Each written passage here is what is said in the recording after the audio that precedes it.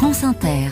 On parle industrie de la défense ce matin dans vos chroniques littorales. Bonjour José-Manuel Lamarque. Bonjour Kevin Dufraîche. Vous évoquez le salon Euronaval.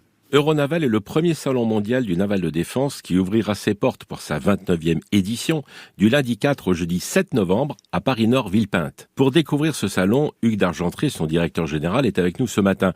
Hugues d'Argentré, Euronaval, salon naval de défense, oui, mais aussi un salon très géopolitique.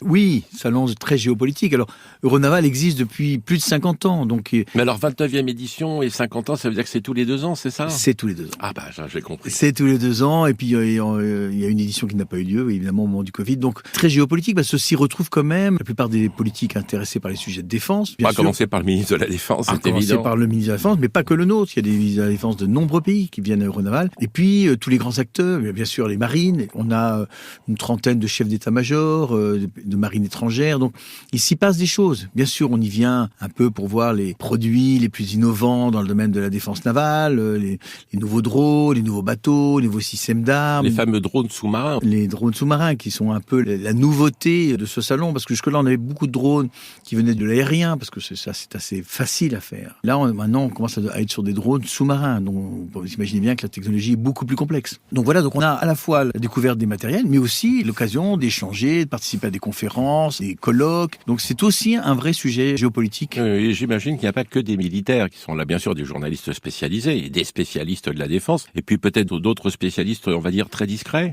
de plusieurs pays.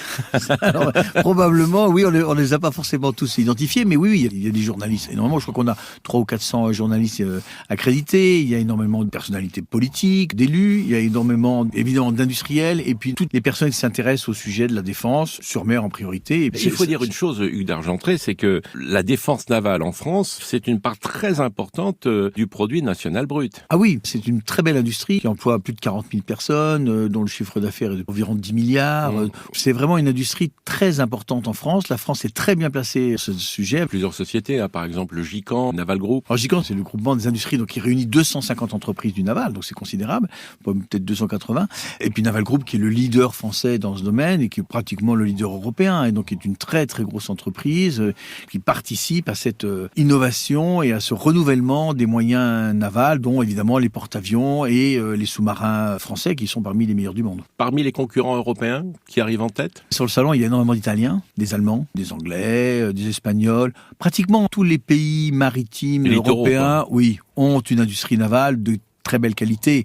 Le plus pour cette 29e édition d'Euronaval ? Alors le plus, c'est probablement la thématique liée au retour de la haute intensité. Voilà. Qu'est-ce que ça veut dire la haute intensité ? Jusque-là, sur les 20 dernières années, si vous voulez, on récupérait les fruits de la chute du mur de Berlin, ce qu'on appelait un peu la fin de la guerre froide. Donc les marines étaient très préoccupées par leur capacité à agir en mer dans la lutte contre les narcotrafics, contre l'insécurité, etc. Donc c'était un vrai sujet, mais on n'envisageait plus des grands conflits interétatiques. Maintenant, depuis le conflit qui s'est réouvert entre la Russie et l'Ukraine, et dans la perspective d'autres conflits possibles ailleurs dans le monde, malheureusement. Comme aujourd'hui au Moyen-Orient. Comme au Moyen-Orient, comme en mer de Chine, dans le Pacifique. Et bien maintenant, les marines se préoccupent toujours d'être capables d'intervenir, mais aussi de s'armer pour faire face à des conflits que l'on appelle de haute intensité. Parce qu'aujourd'hui, on est capable de faire du stand-off. Expliquez-nous ça, le stand-off. Le stand-off, c'est combattre une unité sans la voir, au-delà de l'horizon. C'est numérique. C'est numérique, c'est par l'intermédiaire des moyens satellites, c'est par l'intermédiaire de relais radio, soit par des drones, soit par des avions. Enfin,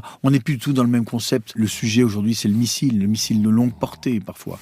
Donc les choses ont bien évolué, et le porte-avions qui permet de projeter de la puissance. Merci Hugues d'Argentré. Un site internet euronaval.fr. Bonne journée Kevin Dufraîche. Et bonne journée à vous José-Manuel Lamarque.